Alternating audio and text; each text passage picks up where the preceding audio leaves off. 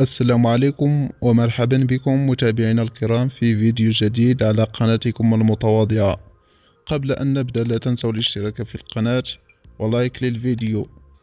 أعرب مدرب ريال مدريد كارلو أنشيلوتي عن سعادته بالتواجد في المملكة المغربية، مشيرا إلى جمالية الطقس وجودة التجهيزات، كما عبر عن رغبته في إسعاد جماهير النادي الملكي بتحقيق اللقب. وصرح أنشيلوتي في المؤتمر الصحفي الذي يسبق مواجهة الأهلي: المغرب أظهر لنا كامل تعاطفه، التجهيزات جيدة والطقس أيضا جيد، نحن سعداء بتواجدنا هنا.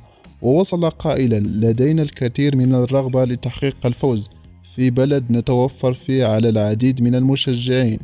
وكذلك عبر لاعب ريال مدريد فالفيردي عن إعجابه الكبير بالمملكة المغربية، حيث وصف الملاعب بالمذهلة، ومؤكدا أن فريقه سيقدم كرة قدم جميلة من أجل إمتاع الجماهير.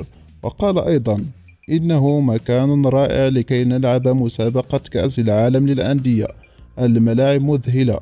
في الأوروغواي لم نعتد على امتلاك هذه النوعية من الملاعب، ولهذا أقدرهم حقا.